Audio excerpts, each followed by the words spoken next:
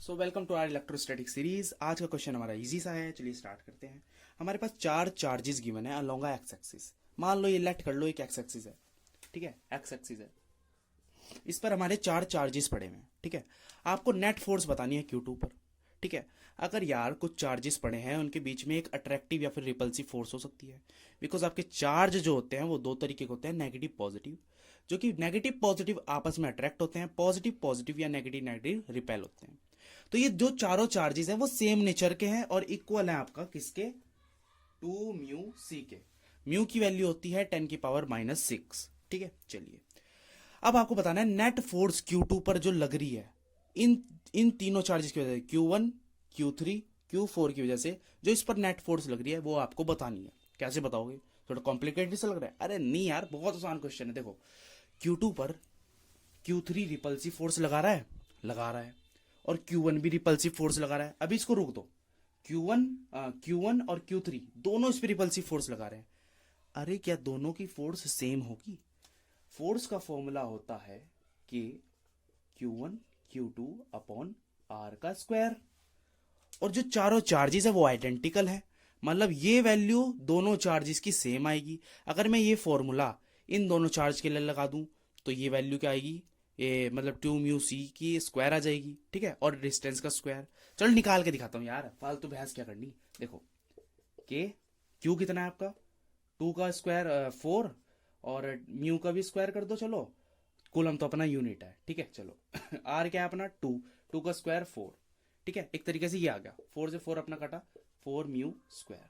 ये क्या आया, ये इन दोनों की फोर्स आई Q2 और Q3 की। और अब मैं निकाल दूं Q1 और Q2 की, निकालते हैं। अब मार्कर भी अभी खराब होना था, चलो कोई नहीं, चल तो रहा है ना।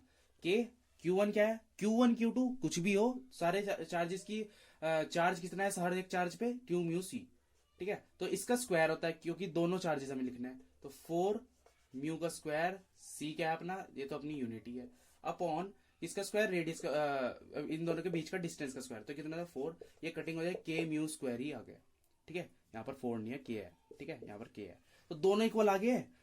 सॉरी। तो ये इस पर इधर की तरफ फोर्स लगा रहा है, ये इस पर इधर की तरफ फोर्स लगा रहा है, दोनों आपस में कट डाउन हो जाएंगे, ठीक है, दोनों आपस में कैंसिल आउट हो जाएंगे। तो इस पर नेट फोर्स खाली ये लगा रहा है Q4। तो ये तो बड़ा सिंपल सा क्वेश्चन हो गया। अब अपना कूलम से लोग लगाओ और इस चार्ज और इस चार्ज के बीच में फोर्स निकाल दो। तो निकालते हैं। देखो खेल यही था कि हमें पता चलना था कि Q3 और Q1 दोनों आपस में कैंसिल आउट हो जाएंगे। क्यों होंगे? बिकॉज अपना चार्ज भी सेम है, डिस्टेंस भी सेम है, हर चीज तो सेम है। तो जब हर चीज सेम है तो दोनों फोर्स कैंसिल आउट हो जाएंगी। तो खाली नेट फोर्स Q4 की वजह से लग रही थी। तो अब कूलम फोर्स का कूलम लॉ का यूज करो, क्या आता है, K Q1 Q2 upon distance का स्क्वायर। यहां पर भी बच्चे गलती करेंगे। क्या गलती करेंगे? K की वैल्यू होती है 9 इंटू 10⁻⁹। Q1 की वैल्यू क्या थी, 2μc, आपको पता है 2μc। Q2 की वैल्यू क्या है, 2μc, बिकॉज आइडेंटिकल चार्ज है। डिस्टेंस क्या है भैया, Q2 और Q4 के बीच में डिस्टेंस क्या है, अरे ये 4 और ये 2, दोनों को प्लस करना पड़ेगा, ठीक है, दोनों को आपको प्लस करना पड़ेगा। तो कर लो जरा। चलिए अब मेरी बात एक ध्यान से और सुनो। यहाँ पर भी क्या है, सेंटीमीटर है, यहाँ पर भी सेंटीमीटर है। और जो डिस्टेंस होता है ना वो किस में होता है आपका, किलोमीटर में होता है, मीटर में? डिस्टेंस आपका हमेशा होता है मीटर में। तो ये क्या हो जाएगा, 6/100 का स्क्वायर, जिसको हम लिख सकते हैं, ये भी हम लिख सकते हैं 6 इंटू 10⁻⁻2 का होल स्क्वायर।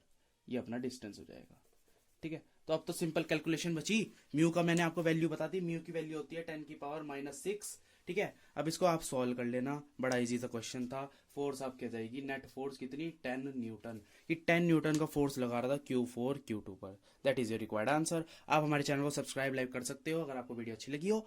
और हम ऐसे ही क्वेश्चन डालते रहते हैं, हम पूरे पूरे लेक्चर भी डालते हैं चैप्टर्स के, तो बहुत आसानी होगी इन क्वेश्चन से। Thank you.